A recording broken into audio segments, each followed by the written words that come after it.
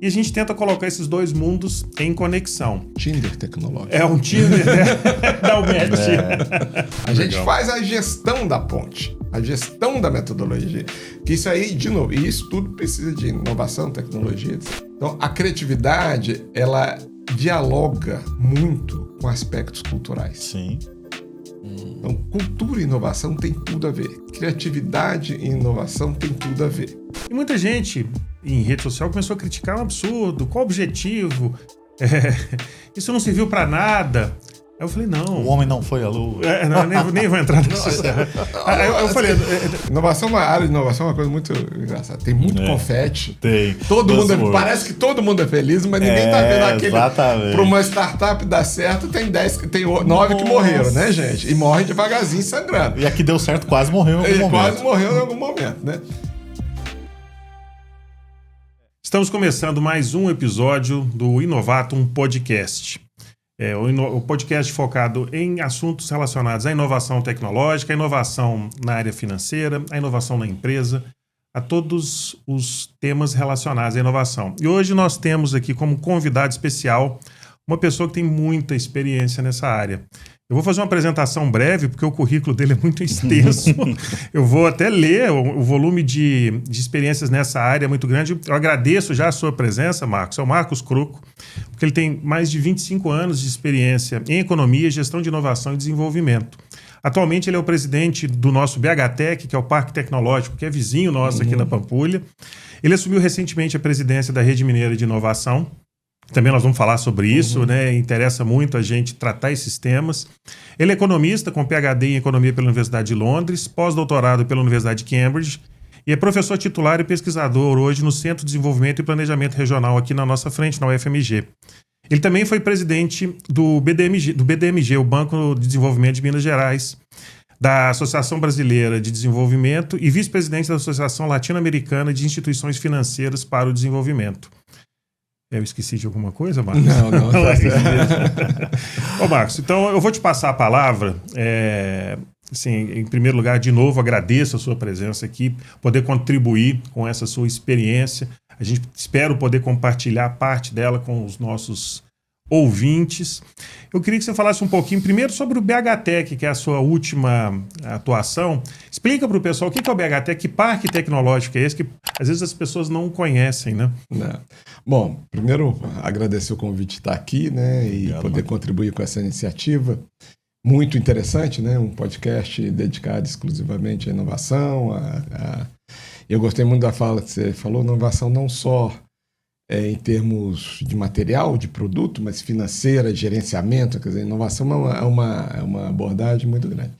Bom, o parque tecnológico, primeiro vamos entender o que é parque, né? Por que existe isso? Parques são equipamentos ou instituições que tendem a fazer a interação entre o conhecimento produzido dentro de uma instituição de ensino e pesquisa de alta qualidade, o setor produtivo e o Estado. Né? A gente chama, a tríplice hélice, né? É uma hélice e o parque é o que faz a coordenação disso. Né? Então, o Parque Tecnológico de Belo Horizonte ele é uma associação privada sem fins lucrativos que tem como sócios a Universidade Federal de Minas Gerais, a Prefeitura de Belo Horizonte, o Governo do Estado de Minas Gerais, o SEBRAE e a FIENG. Ou seja, todos os atores que compõem essa hélice, né, o setor produtivo, o setor público e a universidade, quando produção de conhecimento e pesquisa, estão ali. E o objetivo ali é criar um espaço onde você possa desenvolver empresas e negócios de alta tecnologia, com base tecnológica. Esse é o nosso objetivo. Se cria um espaço, né? Então nós temos uma área ali enorme onde você coloca junto empresas que têm características de serem empresas que possuem um produto ou um processo caracterizado pela tecnologia, pela uma introdução de inovação constante, e você cria ali um ambiente que facilita esse tipo de desenvolvimento das empresas. Quer dizer, a gente costuma falar, nós estamos ali para criar empresas ou desenvolver negócios e empresas que são capazes de competir não através do custo, mas sim capaz da inovação que ela faz, da diferenciação que ela faz, né? Então, produzir empregos de maior qualidade, renda de maior qualidade, né? Maior valor agregado. Então, a gente cria um ambiente, né? Onde ali se respira inovação, né? Então, a gente cria facilidades para que as empresas ou os laboratórios que estão ali alocados possam ter interação com o mercado, possam ter acesso a informações sobre tecnologia, vivem um ambiente de inovação em si, quer dizer, saem da sala deles, vão para o café, vão para o restaurante, estão conversando ali com outras empresas, com outras que estão fazendo também desenvolvimento. Então você cria um ambiente propício para que ideias fluam, e o parque gerencia isso, a equipe do parque gerencia o Estado está ali fazendo política pública, a prefeitura está ali fazendo política pública, a universidade está ali, às vezes com parceria com algumas empresas que estão ali, várias empresas, né? Tem os seus próprios laboratórios que não fazem necessariamente pesquisa básica, mas os laboratórios da UFMG que estão lá colocados são laboratórios onde eles têm um desenvolvimento mais final da carreira. Ou seja, o parque é um local que a gente costuma dizer que é o local onde a gente transforma a patente em nota fiscal. Legal. Esse é um objetivo. Isso é muito importante. Esse é um objetivo do parque. Então, ele tem dois caminhos. Tem tanto da universidade, da produção do conhecimento, para chegar no processo produtivo. Então, tem várias empresas, startups que estão lá, que são oriundas de pesquisas na UFMG, então vão para lá, vão desenvolver, tem várias que passaram por lá e hoje já são unicórnios, etc. e tal. Então vão para lá. E tem também a via inversa, né? Tem empresas que vão para o Parque Tecnológico, né? Porque querem ter um acesso não só a esse ambiente, né? Que é um ambiente, o BHTEC no ano passado teve mais de 3 mil pessoas participando de eventos, foram mais de 70 interações, né? Desde confraria. O que é confraria? Você escolhe um tema, vai lá sábado, num dia de semana à noite, tem um torresmo, uma cervejinha, melhor forma de fazer negócio. E põe empresas do mesmo setor para falar das suas dores, das suas... Então, tem vários eventos, desde isso até congresso, até visita de delegações de outro país, foram mais de 70. Então, você cria um espaço, né? Onde você tanto oferece serviço para que as empresas possam e as startups possam desenvolver melhor suas capacidades tecnológicas, como também um ambiente propício. Então tem muita, por exemplo, empresa que vai lá, que a gente recebe, né? O parque hoje tem desde startup até multinacional, né? Ele é todo... Hoje são 35 instituições localizadas dentro do parque, e mais de 60 que tem um vínculo sem ter necessariamente o pé lá dentro, presença física lá dentro, né? Então tem muitas que vão porque querem ter um acesso ao UFMG. A gente tem parceria com outras universidades também, não são sócios fundadores, mas também a gente tem. Então são empresas que vão para lá porque querem estar perto da produção de conhecimento. Por exemplo, tem um exemplo. Não tem problema citar aqui, né? Não, claro, pelo contrário, até bom. Por exemplo, recentemente, uma das últimas que entraram lá foi a Rainer. A Rainer é uma das maiores produtoras de lente intraocular do Reino Unido. E eles resolveram montar o primeiro laboratório deles fora do Reino Unido, na América Latina. Legal. Né? Legal. Então foi uma disputa, eles chegaram para nós, olha, eu tenho uma parceria com alguns pesquisadores da USP e tem parceria também com alguns pesquisadores aqui, estamos olhando alguns pesquisadores da UFMG. E acabamos atraindo eles para cá, né? Eles estão montando o primeiro laboratório deles aqui no Parque Tecnológico, né? Por quê? Porque eles queriam uma proximidade com um grupo de pesquisa da UFMG que desenvolve uma pesquisa importante para a lente. Então estão lá coisas. Então é isso que nós temos. Então, desde startups que estão começando fora até empresas já consolidadas. Né? Esse que é o grande X da coisa. Mas aí é importante, né, a gente tratar isso, Marco. É bom a gente abordar, inclusive, porque a gente mencionou no início da nossa conversa aqui, antes da gente começar a gravação, uma das empresas que patrocina esse podcast, ela nasceu desse mundo de uma ideia de pesquisa científica que recebeu subvenção econômica da FAPEMIG, recebeu aporte do governo, passou pelo processo todo de pesquisa daquela ideia, a ideia virou um protótipo, o protótipo virou um produto, e hoje é uma empresa que pivotou e está funcionando muito bem no mercado. E num processo inicial, quando a gente começou lá com essa ideia, foi até uma surpresa para a gente, porque nós éramos um pouco céticos com relação a esse apoio do governo para uma empresa de tecnologia. E o BHTech é um parque aqui, eu garanto que muitas das pessoas que estão assistindo ou vão assistir isso depois, elas não conhecem. Talvez elas tenham, às vezes, essa mesma percepção, que é difícil, que é complicado, como é que faz? Como é que é o processo? Por exemplo, vamos pegar um exemplo de uma turma ou de uma empresa que tenha um projeto, que tenha uma ideia. Como é que se inicia isso lá no BHTech? É só bater lá na porta e ir lá tomar um café com vocês? São várias questões que estão colocadas aqui, né? Para estar no BHTech, né, para ser associado ao BHTech, ter uma empresa técnica associada, existe um comitê técnico científico que avalia se aquela empresa é de fato uma empresa de tecnologia. Se ela tem tecnologia. Tá?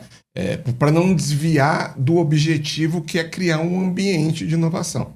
Né? Assim, então, porque ali é um local para desenvolver tecnologia. Sim. Eu costumo falar, eu tenho que eu sempre falo, né? Uma empresa que entra no BHTech, uma startup, com uma tecnologia dela, ela no primeiro ano fatura 3 milhões de reais no final do ano.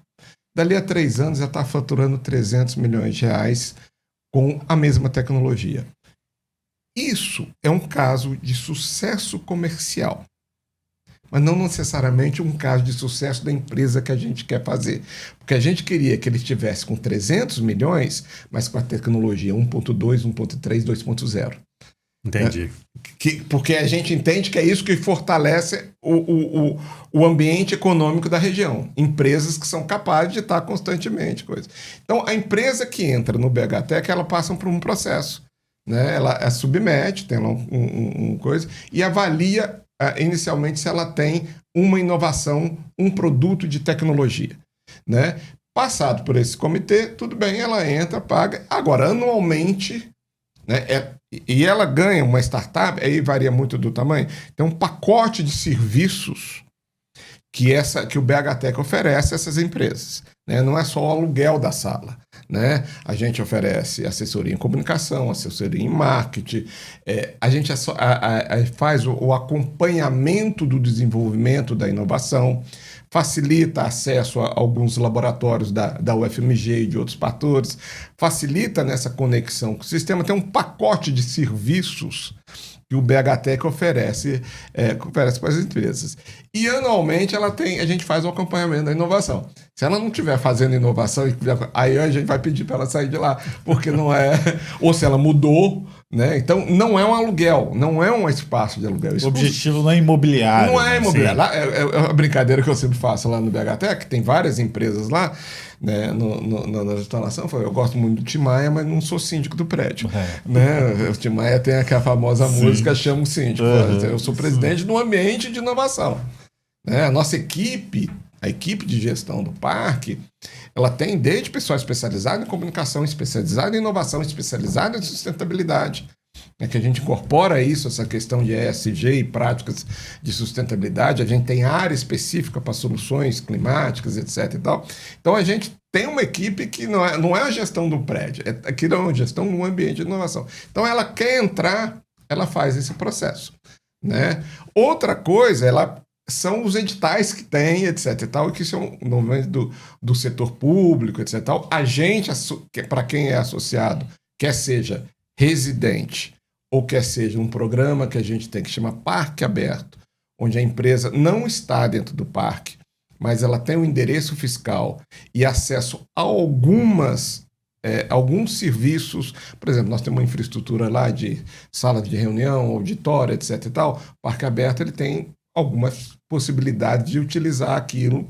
Algumas outras atividades eles participam, né? E também a gente assessoria para as empresas residentes, submissão edital, etc. E tal, que são os dinheiros que você falou, né? Que aí é uma discussão um pouco mais ampla, né? Assim, você lembra que é difícil? É difícil pegar dinheiro, mas já foi muito mais difícil do que é. nosso papo inicial aqui. Sim. Você falou que isso foi lá em... Foi em 2000. Olha, a gente, quando participou do edital, a gente teve conhecimento dessa possibilidade, se não me engano, em 2009. E a gente esperou o edital ser publicado para participar dele, se não me engano, foi em 2010, e o resultado dele saiu em 2011. Então, isso é uma outra característica também, né? Os ciclos não são necessariamente curtos. Tem algum... Para entender um pouco isso, é o seguinte... porque é o seguinte, setor público, bem ou mal, tem legislação. Sim. Né? Sim. E tem uma característica do setor público, a gente critica às vezes o setor público comparado ao setor privado, mas esquece de um normativo que é feito pelo bem do setor público. Né? Quando você está na gestão pública, você pode fazer tudo que é escrito, que é permitido. Exato. No setor privado, você pode fazer tudo que não está escrito, que é proibido. Faz uma diferença enorme. Imensa. Enorme. Sem dúvida. Você introduziu uma inovação de gestão no setor público é muito difícil. Por quê? Porque se a inovação é novo e não está lá autorizado. Exato. Eu que já tenho uma experiência grande, você tem que ir buscando ali na margem, no limbo da coisa, para você forçar uma interpretação que pode estar de acordo com a norma que está escrita, e aí acontece isso. E na área de inovação aconteceu um pouquinho isso, quer dizer, existe a legislação de inovação em 2016, foi criado em 2014, perdão, um novo marco de inovação no Brasil, que é um marco que muda completamente o arcabouço de legislação para a inovação que não existia antes quando você pegou. Por exemplo, só para dar uma característica. Anteriormente, a setor público, se eu te dou dinheiro para você fazer uma inovação, desenvolver uma tecnologia, ele ia te cobrar o produto final. Mas inovação tem erro, tem acerto, muito. etc e tal. Então, aí era um problema. Você não conseguia, com aquele dinheiro da pesquisa que você ia fazer, eu vou desenvolver a vacina X, mas no meio do caminho você descobriu que a reagente não funcionou direto. Quer dizer, a inovação, né, não foi no caminho certo. Né? Ou deu errado, é uma hipótese que você está testando, que você está desenvolvendo. Você tinha um problema de prestação de conta que era enorme, porque cadê o produto? A pesquisa foi feita corretamente, mas deu errado. Depois de 2018, depois de 2014, depois desse marco, entende-se que você tem que provar que eu fiz os projetos, eu fiz o desenvolvimento. O resultado final não, já se entende que ele pode ter um erro, não pode ter erro. Então melhora muito. E aí, desde então, melhorou em vários outros aspectos, o próprio financiamento para a inovação dentro de empresa muda. E hoje nós temos muito mais editais, uma preocupação muito mais crescente para financiamento. São vários outros programas, Pró-Inovação, FINEP, FAPEMIG, Centelha, inovação para a ideia, não para a empresa. Não pede o produto final, eu quero que você chegue até uma prova de conceito. Mas vamos ser justos, né? A gente sempre menciona a dificuldade, o problema, mas vamos ser justos. Tanto que a gente entrevistou uma outra pessoa também desse ecossistema e a gente falou, não gosto de usar a palavra investimento a fundo perdido. Eu falei, gente, não é fundo perdido. Isso é um incentivo à inovação. Exatamente. Não pode, a palavra até não deve ser usada. O nosso recurso nós recebemos, ele foi fundamental para a conclusão do projeto. E eu vou até dizer que esse nível de exigência, apesar de ser um pouquinho... A gente pegou a legislação anterior, pelo que eu estou entendendo, ser um pouquinho rígido demais, nos ajudou a colocar um pouco de trilho no processo. Que isso é uma outra característica, né? Sua especialidade em economia, nem sempre a turma da inovação ela está preparada para lidar também com o planejamento do negócio, fazer uma análise de como fazer um plano de projeto que vai ter um volume de recursos que eu vou utilizar, como é que eu vou distribuir, como é que eu vou seguir essa ideia, avaliar se isso está dando resultado ou não, saindo um pouco da inovação e entrando na viabilidade econômica do projeto. Porque tem a viabilidade técnica, que você precisa avaliar se aquilo vai funcionar ou não, e depois tem uma viabilidade econômica.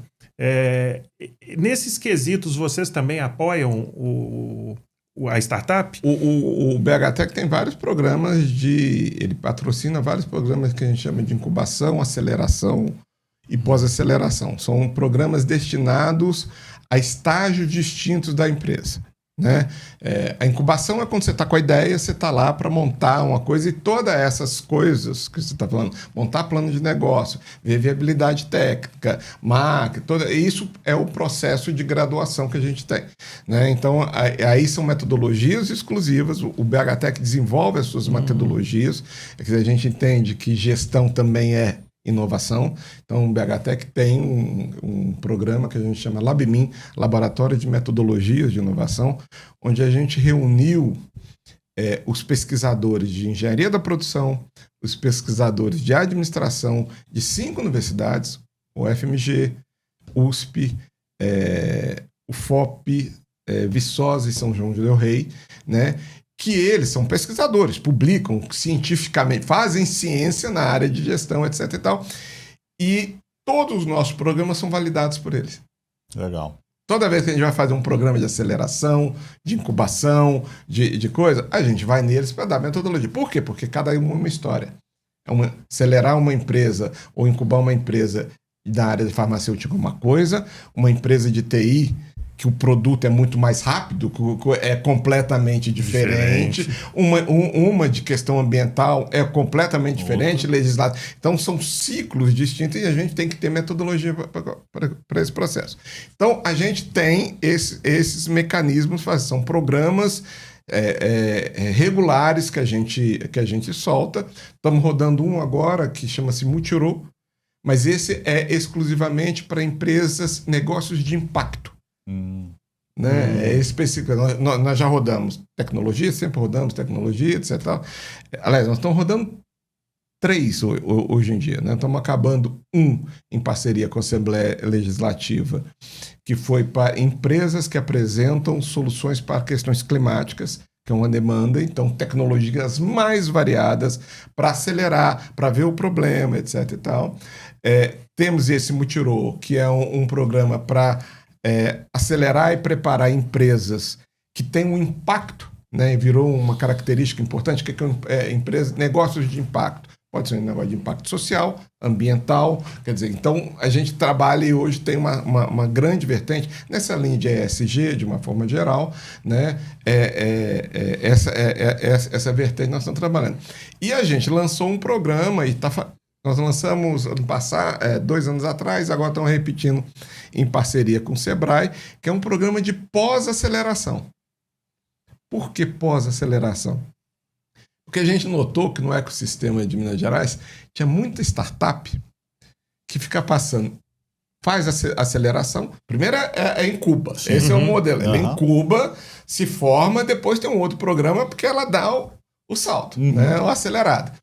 Tinha muita empresa em Minas Gerais, startup em Minas Gerais, que ficava pulando de programa de aceleração em aceleração. Passa alguns. Passa para outro, atrás daquele dinheirinho que tem ali para tentar... E não consegue. E aí o que ela vai fazer?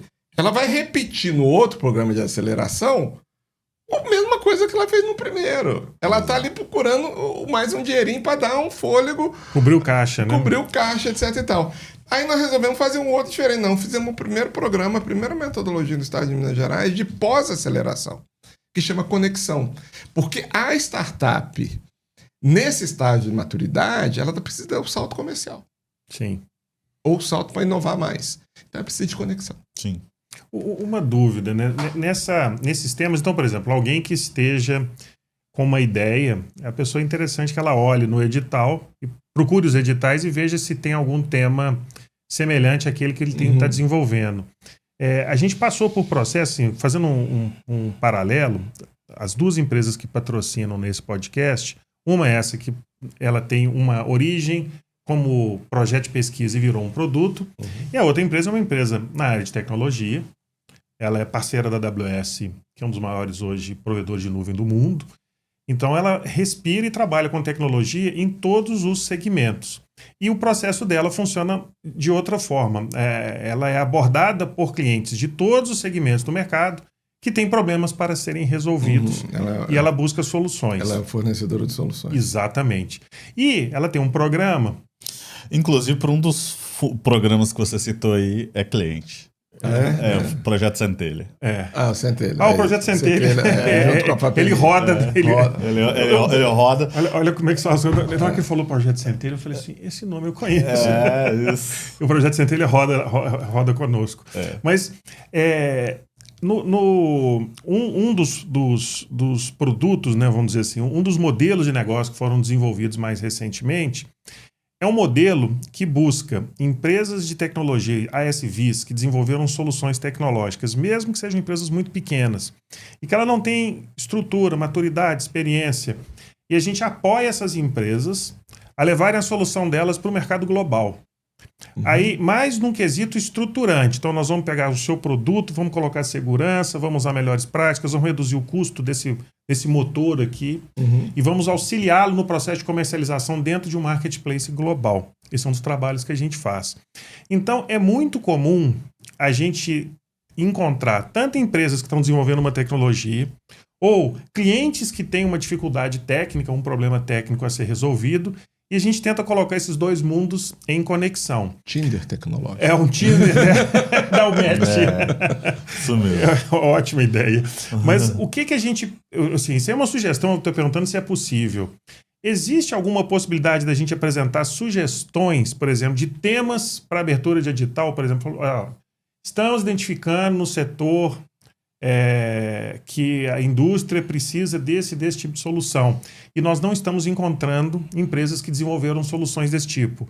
Então, quem tiver interesse em desenvolver soluções desse tipo, traga a sua ideia, que a gente... Pessoal, tem vários... Vamos entender. O Parque, o BHTech, ele costuma ter um programa que chama-se Match Day. Né? E outras também... Basicamente, a gente tenta fazer uma conexão entre o que a gente chama uma dor do mercado, uma dor de uma grande empresa, etc. e tal, e convida uma série de laboratórios ou empresas que são no nosso ecossistema, que são da área, e laboratórios que possam também dar a solução e tentam fazer essa conexão. Isso é uma atividade que a gente desenvolve regularmente. Os editais chamados FAPEMIG, para dar dinheiro para resolver isso, ou um programa de aceleração no BHTech, etc. Tal, depende da estrutura de quem dá o dinheiro ou não dá o dinheiro. Aí é assim que funciona a coisa. Então, pressionar a FAPEMIG é possível. Se a FAPEMIG identificar que tem um problema, que tem uma solução, o Estado tem os seus setores estratégicos, mas normalmente é possível trabalhar isso. Agora, identificar uma solução, etc. tal, fazer um match, isso o próprio BHTech faz e outros ambientes de inovação também fazem. O BHTech não é o único ambiente de inovação em Minas Gerais.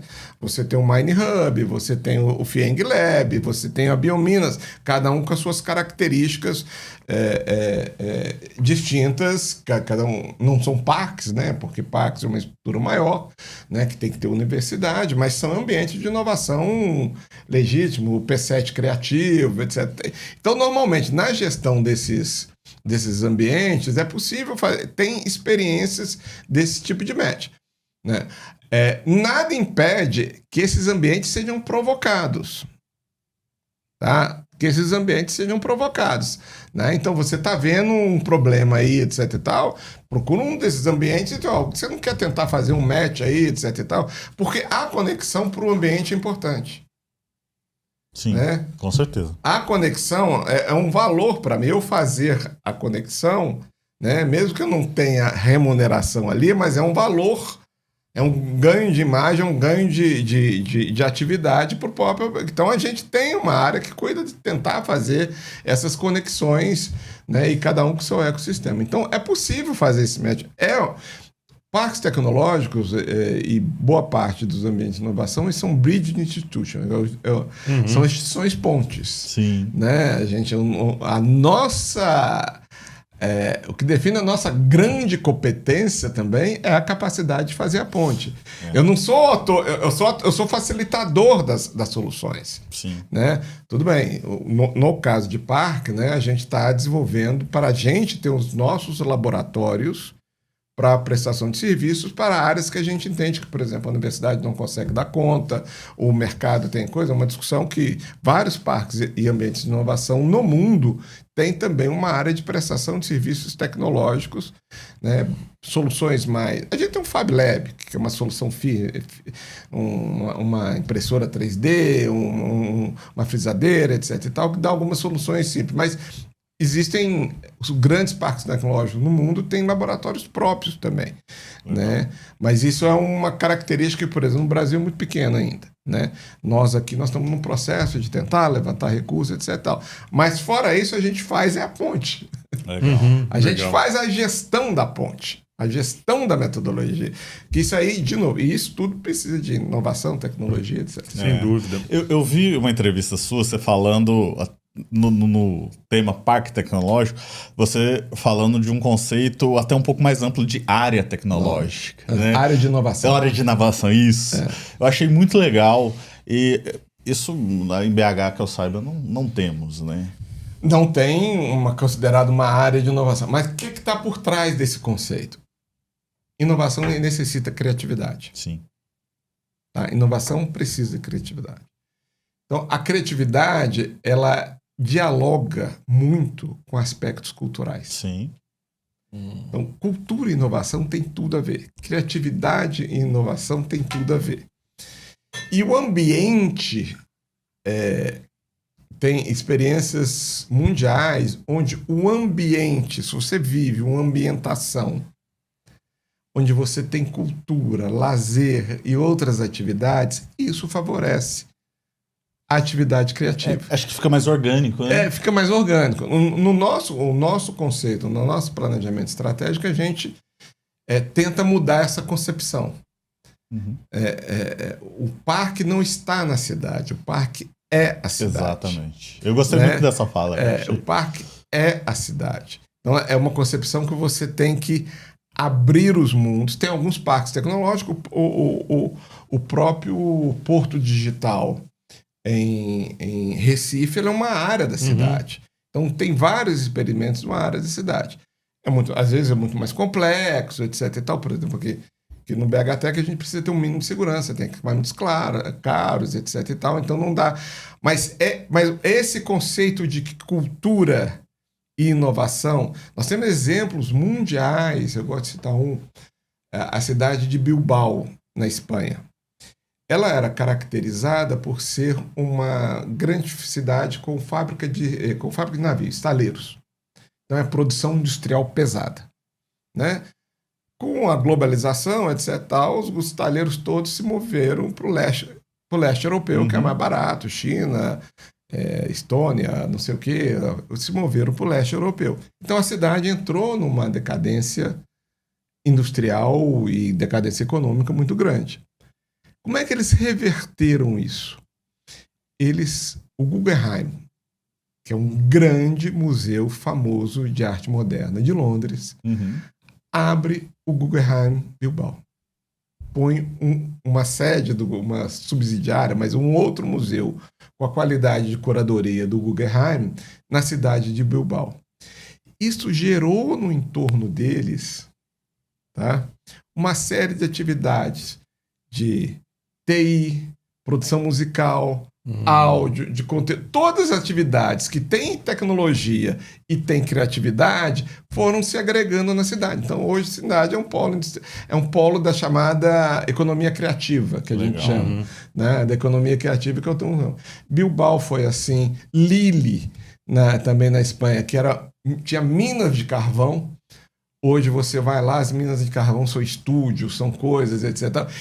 E aí começa por essas áreas mais relacionadas e vão coisas. Então, o conceito da cidade é isso, né?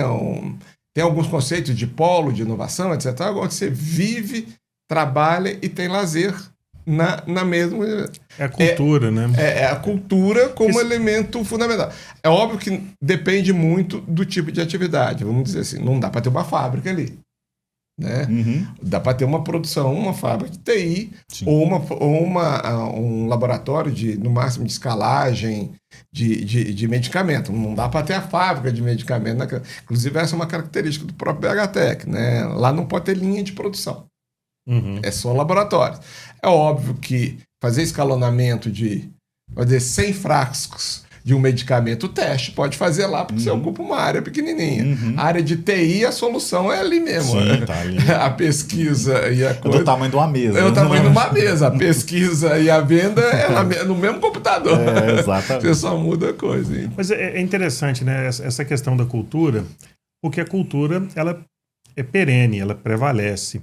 Se você trabalha com um conceito de inovação baseado somente em incentivo fiscal, quando você elimina o incentivo, o processo todo morre, né? Ele não dá sequência. Você vê que as experiências que funcionaram, mesmo quando você tem apoio do governo, eu gosto muito do exemplo do Vale do Silício nos Estados Unidos, que, em função da corrida espacial, se fez necessário ter um suprimento gigantesco de estruturas de tecnologia para atender a demanda.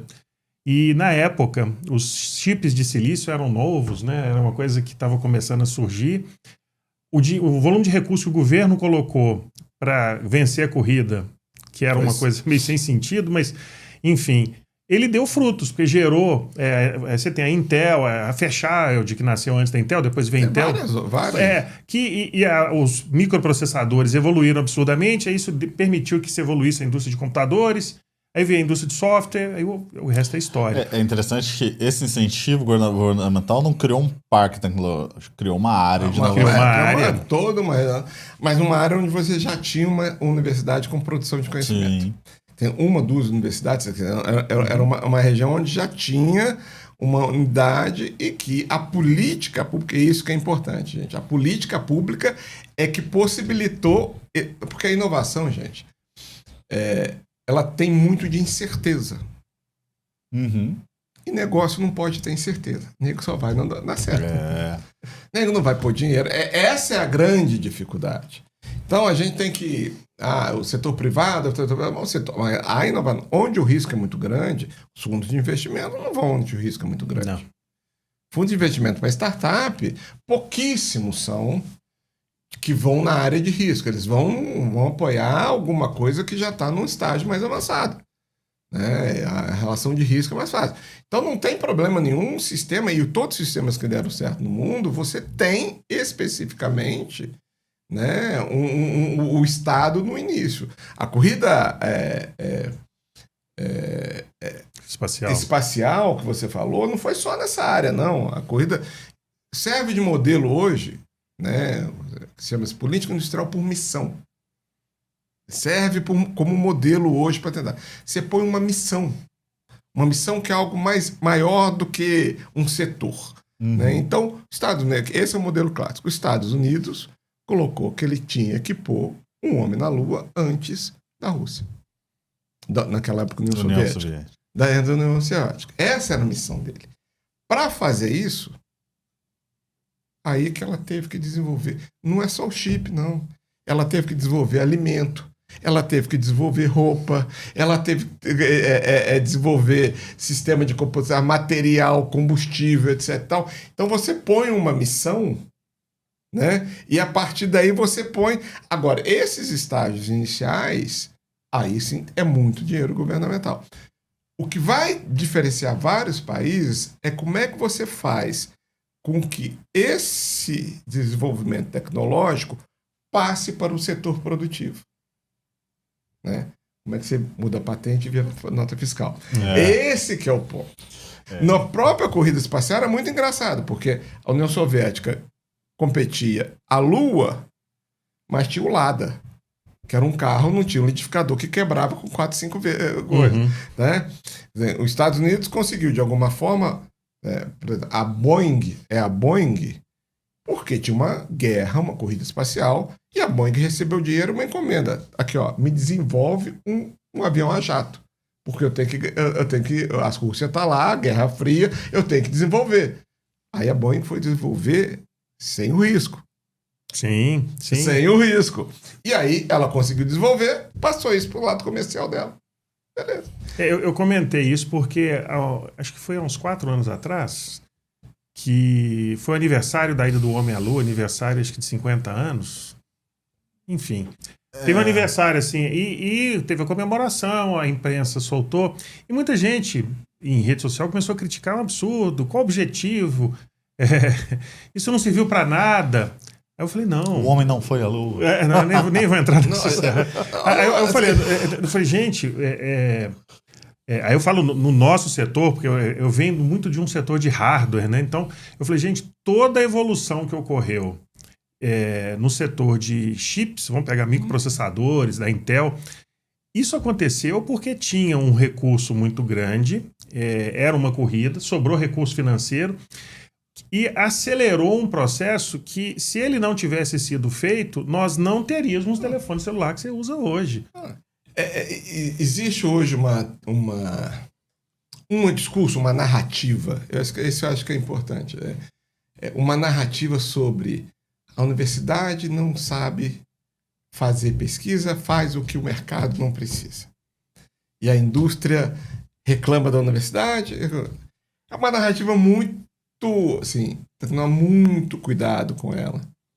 Eu acho que a gente tem vários problemas nessa integração, problemas dos dois lados, né? Agora, vamos entender, você usou o celular, que é um computador. Sim. Computador. Porque o pessoal costuma falar muito assim, não, a universidade tinha que resolver as dores, esse é o termo, que a palavra, área de inovação tem umas frases. Tem. Área de inovação é uma coisa muito engraçada. Tem muito confete. Tem. Parece que todo mundo é feliz, mas ninguém tá vendo aquele. Exatamente. Para uma startup dar certo, tem 9 que morreram, né, gente? E morrem devagarzinho, sangrando. E a que deu certo quase morreu em algum momento. Quase morreu em algum momento, né? Então, tem que cuidar das dores da indústria, das dores do setor produtivo. Sim e não. Tá? Sim e não. Vamos entender, o próprio computador, ele é fruto de uma pesquisa sobre números binários, tá? Na área de matemática, onde um cara, lá no início do século XX, 1900 e alguma coisa, se não foi antes, descobriu número binário combinações de 1, 0, 0, 1, 0, 1, 0, sabe essas sequências que tem? Esse é o número binário. Aquela pesquisa que para o chip é fundamental, para desenvolvimento do chip. Não tinha nenhuma indústria naquele momento com aquela dor. A dor das indústrias naquele momento era a produção de carvão, caldeira para gerar energia, porque esse que era o padrão tecnológico da hora. Então, assim, eu tô fazendo essa composição, essa contraposição, porque para entender um pouco essa dinâmica. A universidade tem que fazer a pesquisa básica, tem que ser livre para desenvolver algo que ninguém está imaginando. Óbvio que ela vai fazer isso e tem que fazer isso. E, obviamente, ela pode ter uma área de transferência, etc. Mas não é uma contradição, porque falar que a universidade não pesquisa, não tem a solução.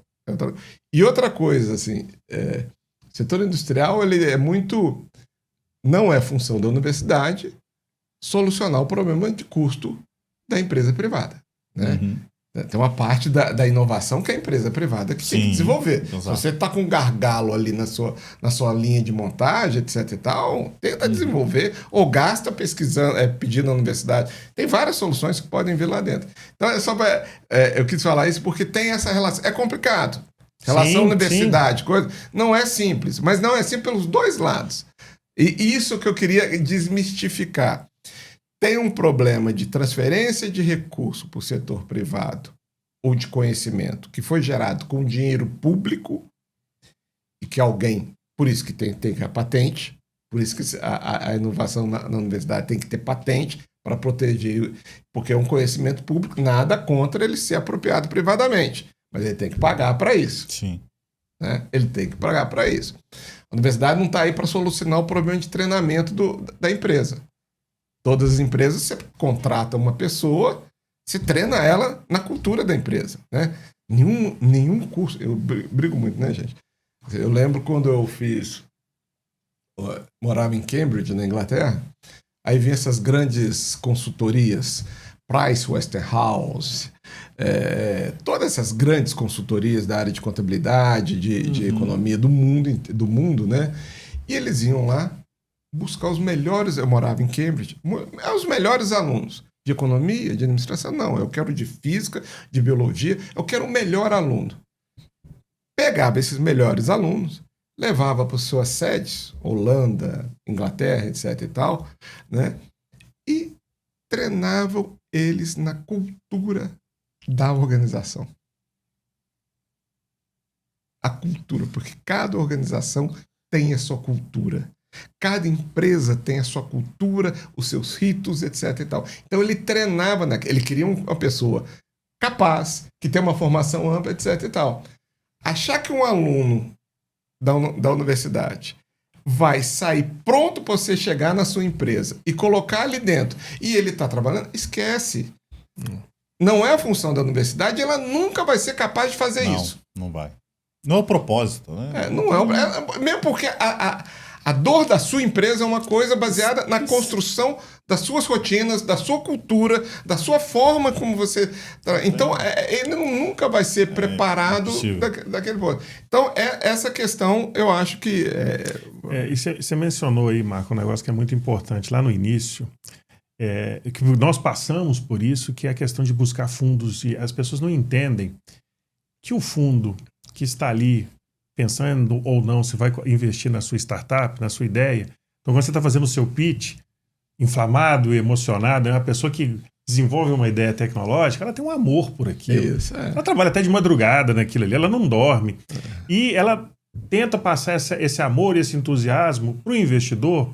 Só que, no fundo, aquele investidor ele está com a planilha do Excel, ele vai avaliar o quanto que ele vai investir na sua empresa no momento T0, por quanto ele vai vender, porque os private equity, eles sempre saem com no máximo 5 anos. Normalmente eles têm por lei 7 anos para ficar ali, né? Não, depende. Normalmente eles têm que pivotar isso em 5 anos. Então ali ele está verificando como uma ação, ou um título, ou uma barra de ouro, ou uma commodity que ele está comprando no mercado, que ele espera que ela valorize. Ele sabe que a chance dela valorizar é pequena, porque a taxa de sucesso de startup é relativamente baixa. Os fundos que eu conversei, eles investem em 10 empresas para uma funcionar. Só que ele tem a chance nessa uma dela virar uma unicórnio, a empresa valer uma fortuna. Então, naquela planilha, que um analista financeiro está sentado ali conversando com o investidor, o empreendedor que teve a ideia da startup, ele está tentando extrair números. Então ele começa a acompanhar, eles estão olhando se você está rampando no crescimento do número de usuários, de faturamento, ou qualquer número que provoque isso. E eu percebo que essa é uma grande dificuldade que pesquisador, não vou falar nem empreendedor, o pesquisador tem quando ele começa a jornada dele de transformar aquela patente em nota fiscal. Eu acho que aí tem, de novo, os dois lados. Eu vou contar uma história. Eu fui presidente da Fundep. Aqui é a Fundep. Da Fundep, que está aqui do outro lado da rua, que é a fundação de apoio que gerencia os projetos de pesquisas dentro da FMG. E na época da minha gestão, a gente fundou a Fundepar, que é a Fundep Participações, que é um fundo, foi criado um fundo de investimento em spin-offs acadêmicas, empresas originadas dentro da universidade. Qual foi o motivo de criar isso? Foi a primeira forma que indiretamente uma universidade no Brasil investiu numa empresa. O que a gente tinha detectado e por que a gente quis fazer essa iniciativa? É essa desconfiança. Tinha tido um caso no FMG de um grupo de pesquisa que conversou com um fundo de investimento e aí teve, desculpa a expressão, sacanagem do fundo de investimento e se apropriou de alguma forma, não de todo o conhecimento, mas de uma ideia e foi de explorar com o outro. Né? Então criou-se naquela época uma desconfiança muito grande. Né? E, de fato, tem os dois problemas. Tem o pesquisador que é apaixonado, né? Que é apaixonado pela sua vida. É a sua vida que está ali, aquela ideia. Ele entrou 10 caras, ele está 10 anos fazendo aquilo, desde que ele entrou, foi até de doutorado dele, etc. E tal, ele está orientando. E tem, por outro lado, o mercado financeiro, que ele é extremamente curto-prazista. Por quê? Porque se ele colocar dinheiro na bolsa, ele tem dinheiro de curto prazo. Sim. Essa é a grande coisa. No Brasil, além, se ele colocar dinheiro num título do governo, ele tem de 15%, aumentou de novo, que absurdo, ele tem 15% de lucro. Então, o mercado financeiro tem muita dificuldade também de entender o que é o desenvolvimento e o potencial tecnológico daquilo que ele está trabalhando. Ele quer comparar o ramp-up e a rentabilidade com qualquer outro título que eu tenho. Eu estou aqui escolhendo. Se você tem uma tecnologia velha, mas você me dá em um mês, em um ano, uma rentabilidade maior do que a dela, mesmo que a dela potencialmente tenha, eu vou resolver primeiro o problema com você, ele que se vira lá, depois quando estiver maduro eu entro na dele. Então a gente criou a Fundepar com o objetivo de criar esse matchmaking. Os pesquisadores da UFMG confiavam na Fundep, porque a Fundep, historicamente, desde seus 50 anos, é quem administra o dinheiro de pesquisa deles, faz as compras, se paga, etc. e tal, é o gestor financeiro das pesquisas. E a Fundep tinha relações com o mercado. Então a gente tentou fazer um fundo para criar, e existe até hoje, já pivotou um monte de empresa, etc. e tal, para criar para lidar com isso. Então, pesquisa, você confia comigo? Deixa aqui eu conversar com o mercado financeiro para você. Mercado financeiro, você me conhece? Deixa eu te apresentar alguma coisa. A gente era o Google Tradutor.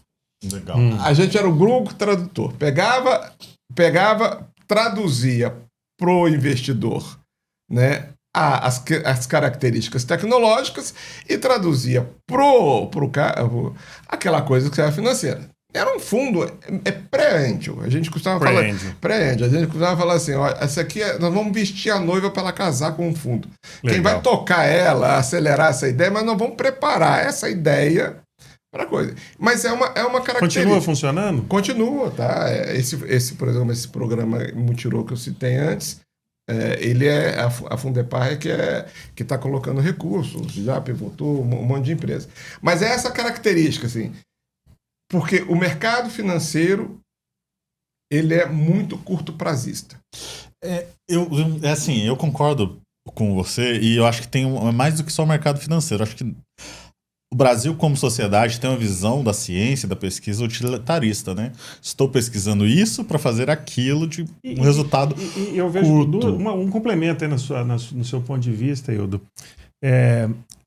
Às vezes, a pesquisa de ponta da universidade, aquele pesquisador que está fazendo algo ali, nesse momento que a gente está conversando aqui, o trabalho de pesquisa dele também é difícil de ser entendido pela maioria das pessoas. As pessoas vão olhar e falar assim, mas por que está pesquisando isso? A pessoa não tem nem capacidade de entender o grau de sofisticação daquilo que ele está pesquisando. Assim, a pesquisa está ficando cada vez mais profunda também. É muito técnico, complexo, para a maioria das pessoas entenderem. Elas, além de quererem o imediatismo, ainda querem a simplicidade, né? O negócio tem que ser rápido e tem que ser simples. Exato. Então, assim, é interessante, igual você falou. Uma pessoa lá no começo do século XX, estudando sistema numérico binário, que não tinha nenhuma aplicação prática, nem vislumbre disso, mudou o mundo. Estamos aqui por causa dessa pessoa. Ao mesmo tempo que a gente vê alguns problemas na universidade de entender também, tentar entender a sociedade. A gente estava no evento da Sociedade Brasileira de Computação lá em Brasília, onde o evento estava acontecendo por causa de um monte de corporação grande, Big Techs, e aí uma das professoras, pesquisadoras que subiu para palestrar, começou a criticar de uma forma muito direta, falando muito mal das Big Techs, e a maior patrocinadora lá era a AWS, era a Amazon. Eu falei assim, nossa, ela não tem a noção de que esse evento está acontecendo porque teve muito dinheiro. Aquela palestra que a gente foi assistir uma palestra de computação quântica. E foi o maior especialista que, por coincidência, um mineiro do mundo. Daqui de Belo Horizonte, estudou aqui no UFMG. A gente queria trazer ele aqui, mas ele tá morando... Lá na Caltech, né? Califórnia. Ele é professor na Caltech. Ele é professor lá. É um dos maiores especialistas mundiais em computação quântica. Ele deu uma palestra. Uma pessoa muito simples, assim, jovem, um menino, né? para nosso padrão, menino. Aí, não sei se é tão menino, mas parece muito menino. Menino, assim, novinho, conhece profundamente sobre o assunto. E quando ele começou a explicar como que funciona o laboratório de computação quântica, é dentro da universidade e ele é bancado inteiramente por uma Big Tech. Ou seja, assim, ela está fazendo um investimento ali dentro. Eu achei muito interessante o modelo também, porque eu imaginei que seria uma indústria em que a Big Tech ela traz os profissionais da universidade. Não, todo o laboratório roda dentro da universidade, porque é caríssimo isso, né? São recursos que a própria universidade recebe como aporte da Big Tech e ele é funcionário da universidade. Não, ele é funcionário da Amazon, alocado dentro da Caltech e dá aula, né? Enquanto ele faz a pesquisa e desenvolve projetos de computação quântica, ele ainda dá aula e tem outras Ele até apresentou umas dificuldades técnicas que a gente eu não sei se no conhecia. Brasil tem esse modelo, onde o funcionário é da iniciativa pública dentro da universidade. É mais difícil, é mais difícil. Mas aí vamos entender. Primeiro, eu acho que assim, existe... As universidades não são únicas. Sim. Tem várias universidades distintas. Uhum. E dentro das universidades não existe só uma UFMG, não existe só uma cultura dentro da UFMG. Né? Então eu acho que nas universidades isso é... Segundo, tem o ambiente regulatório que é muito complicado. Sim. Porque o fato de você ser uma universidade pública e o outro lá ser uma universidade privada, apesar dos alunos serem financiados com bolsas do governo, é uma universidade privada. Sim. Faz uma diferença enorme no arcabouço. Então tem um problema de cultura e tem problema de... tem cultura, arcabouço, e tem um outro problema também que eu acho que é importante a gente entender. Assim, o Brasil tem um problema que as grandes empresas no Brasil não têm laboratório não, minha filha. Não. Pouquíssimo incentivo. Elas não têm e as que têm são normalmente as grandes multinacionais, tem as nacionais mesmo, né? Então, assim, tem uma hierarquia dentro da própria cadeia deles, do P&D deles. Então, não temos. Você vai lá nos Estados Unidos, você tem do outro lado da rua da universidade uma empresa com um laboratório tão bem desenvolvido ou mais desenvolvido do que tem na universidade. Aqui, Centro de Microscopia da UFMG, os grandes laboratórios que fazem a pesquisa de ponta e podem trazer solidariedade estão dentro da universidade. E aí gera um problema em uma universidade pública. Isso que eu ia falar agora. E o fato de ser público, que é ótimo que seja público, eu não sei o problema, mas a legislação do público, que eu voltei aquele ponto lá atrás que eu falei, né, ela é difícil de trabalhar.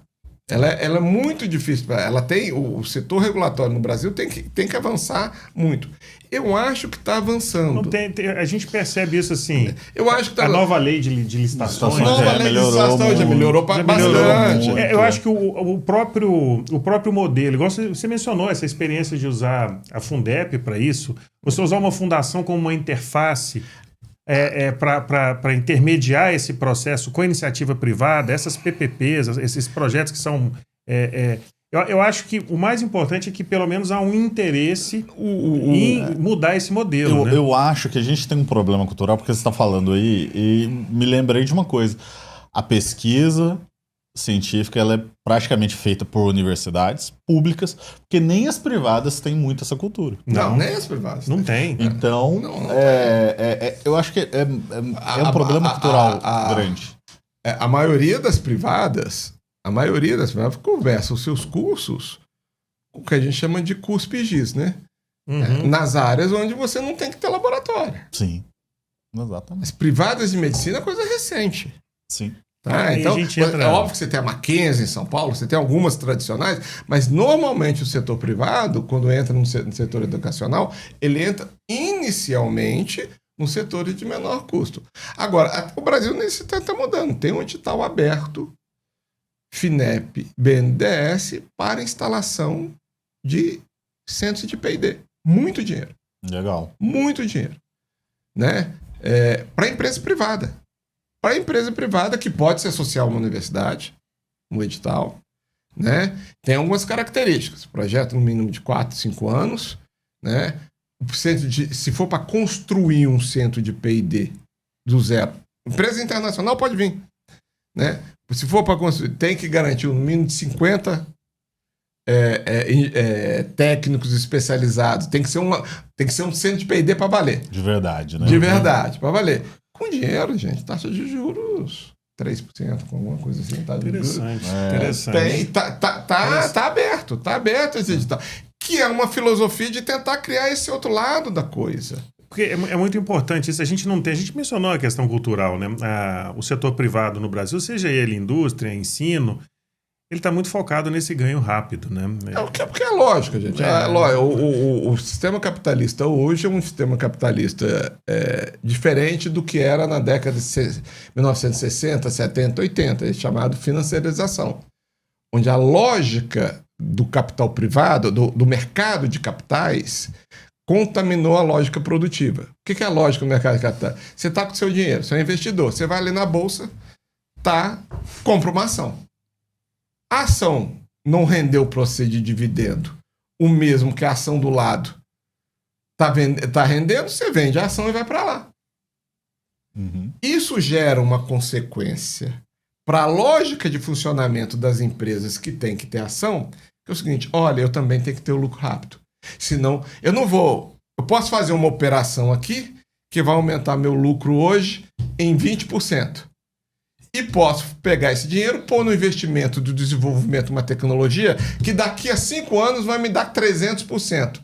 Mas se eu não te der esse ano um dividendo bom para o meu acionista, ele vai vender a ação e vai comprar a ação do outro. Então, o mercado de capitais tem, por definição, uma lógica curtoprazista, né? E isso, de alguma forma, interfere. Só para a gente entender uma coisa que inclusive, eu fui presidente de banco, acabo falando de banco e de inovação, né? A gente fala muito sobre o venture capital, o mercado de venture capital, que no Brasil é pequeno. Nos Estados Unidos tem tantos milhões de venture capital. Mas nos Estados Unidos tem tantos milhões de venture capital porque o mercado de capital tradicional, a Bolsa de Nova York, né? Ela é muito grande. Maior. Então você tem um problema de escala lá que permite que uma parcela significativa do recurso possa vir no venture capital, que é muito maior do que no Brasil. Porque no Brasil a nossa escala de investimento é menor. Sim. Então isso cria... O Brasil não tem um venture capital extremamente desenvolvido, está melhorando. Está melhorando. Hoje em dia, eu falaria abertamente aqui que eu não acho que o problema, por exemplo, é uma startup é dinheiro. Não acho. Vou ser muito sincero, não acho que tem fundos de investimento. Para a ideia que começa ainda é problema. Mas uma startup bem acelerada, etc., tem muito fundo de investimento específicos locais. O grande problema para o desenvolvimento das startups hoje é uma política pública de compra para ela. Apoio, né? Ela tem dinheiro para iniciar, mas não tem programas governamentais, né? Que apoiam o início, dão dinheiro, dão seed money, etc., mas não tem para continuar. Eu acho que nós temos que entender, a China, por exemplo, ela tem um programa que chama os próximos 1.000 gigantes, 1.000 gigantes ou 500 gigantes. É um programa para alguns setores específicos que ela acha que é importante, que vão ser relevantes no futuro, que elas estão acompanhando as startups. Todas essas grandonas da China foram startups. Sim. Hawaii, todas foram startups, né? Mas lá tem um programa que dá o dinheiro e depois continua a política para acompanhar, né? Nós temos que acabar com essa coisa que as startups vão dar certo se o cara é empreendedor ou não é empreendedor, se o cara isoladamente é bom ou se ele é ruim. Não é assim no mundo. Bill Gates não é porque ele era só bom, ele estava num ambiente que permitia ele. Sim. Né? Não é porque de cada 10 startups, uma cresce e 9 caem, pode que aqueles 9 não são bons empreendedores. Que não criaram alguma coisa também. Que não são inovadores, ou não se dedicaram. Não sabe, porque essa área de inovação tem essa cultura, Sim. Né, que é muito Aliás, é muito... Para o governo é muito lógico, porque tira a responsabilidade do governo. Uhum. Né? Você que não se dedicou. Pô, você... Quantas vezes você viajou de férias e em vez de estar dedicando a sua startup? Né? Até essa conversa do empreendedor isoladamente. Mas o empreendedor isoladamente, o Brasil precisa alavancar e ter programas facilitadores. Traz o mercado, não precisa ser o setor público atuando, mas faz programas que possa ter política de compra das startups, cria incentivos para que o setor privado compre dessas startups, ou cria. Então, é possível, porque não é fácil, gente. Porque assim, não é porque é startup que é diferente de micro e pequena empresa tradicionalmente. Historicamente, a gente tratava isso como micro e pequena empresa. Né? Não, vamos entender. Startup é uma micro, pequena empresa tradicional com uma tecnologia. E, aliás, foi muito... Vamos lá, eu sou muito crítico, às vezes, porque, como eu falei, tem muito... Essa área de inovação tem muito... Startup tem... A definição correta de startup é que tem que ter uma inovação. Tem que ter... A startup é o termo utilizado para empresas pequenas que tem tecnologia. Um cabeleireiro não é startup. Não é startup. Bom, é pequeno negócio. Agora, a startup que tem uma tecnologia é uma pequena empresa como outra qualquer. E, historicamente, micro e pequenas empresas têm problema. Assim, a literatura mostrava, e todo mundo falava, assim, a dificuldade de uma microempresa virar a média, porque quando ela vira a média, ela perde todos os benefícios que ela tinha e ela tá. Então, isso também tem nas startups. Então, o ambiente é fundamental. O ambiente regulatório é fundamental. Não é só... Deixa eu te fazer uma pergunta sobre os venture capitals. Eu mencionei da planilha, que ela não é só econômica. Não vou nem citar o que eu ouvi de um desses venture. Ele foi muito sutil ao falar, mas ele falou de uma forma assim, nós temos uma régua. Se a empresa não encaixa nessa régua, ela não nos interessa. Aí eu fiquei com uma dúvida, depois aí vem a minha pergunta, será que isso não força que todas as startups, pelo menos era o que eu percebi naquela época lá que a gente buscou os venture, eles estão criando um processo que só vai permitir que startups que tenham esse conjunto de características sigam. Um dos exemplos, vou pegar um exemplo prático, você não podia ter mais do que um produto ou uma tecnologia nova. Então, porque, por exemplo, você está testando aqui essa tecnologia e ela não está funcionando bem, eu vou testar essa aqui.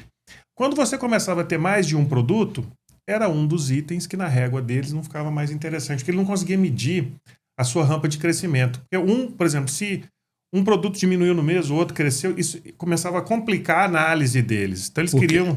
Porque ele não conhecia também a rota tecnológica de cada uma Sim, provavelmente. E aí ele não conseguia avaliar. Né? Uma coisa que a gente faz, e os estudiosos de inovação fazem, é estabelecer a trajetória tecnológica, a rota tecnológica daquele produto. Entender isso aqui pode chegar aonde, quem são os competidores tecnológicos, qual a coisa. É um problema. Agora, mesmo o mercado de venture capital, de novo, ele muda muito. Tem fundos hoje, principalmente os grandes fundos internacionais, que são um pouco mais pacientes. Porque eles já estão entendendo isso. O mercado de fundos muda porque também muda as grandes multinacionais. Você pega o setor de biotecnologia. No mundo, as grandes farmacêuticas, por exemplo, historicamente estão reduzindo o gasto com o P&D deles. Eu vi isso. Por quê?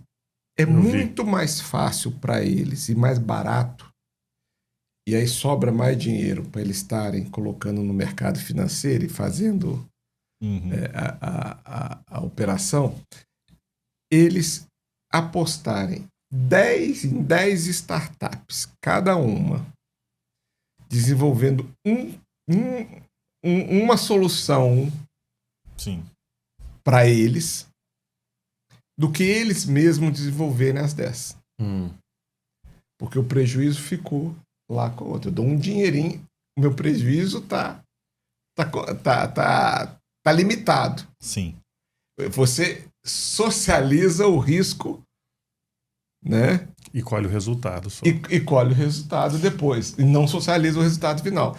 Então tem uma característica de redução nas grandes multinacionais, e algumas delas, é isso que eu falar, também preferem colocar seu dinheiro em fundos de investimento que vão fazer essa operação para eles do que necessariamente eles irem atrás das startups, etc. e tal. Então, isso explica um pouco que também tem. Eu não vou citar aqui para não fazer propaganda, mas tem fundos que hoje já começam a ir mais na coisa. E mesmo no Brasil, começa também a empresa já aceitar algum risco, aí depende da área, da relação de confiança, etc., dentro da própria universidade. Então, para solucionar, é muito comum hoje, qual o problema da patente da universidade? Eu não posso te dar exclusividade. Sim. Porque aquilo é um bem público. A patente gerada dentro da universidade é um bem público. Eu não posso vender só para você. Esse era o grande problema de transferência de tecnologia das universidades. Hoje, como é que isso foi solucionado? Tem alguns mecanismos jurídicos, não vou entrar aqui, mas uma grande alternativa é você entra no início da pesquisa aqui dentro, antes da solução. Então, para algumas soluções onde a empresa vê que é possível ter uma solução com uma pesquisa ali, a solução não está pronta, mas a chance dela dar errada, ela já entra dentro da universidade porque a patente já sai no nome dela. Sai como coautor, né? Cotitular, que é o nome. Cotitular, que é o nome. E aí, pronto, ela tem exclusividade. Legal. Legal. Ela tem exclusividade. Isso é muito comum, tem feito em várias...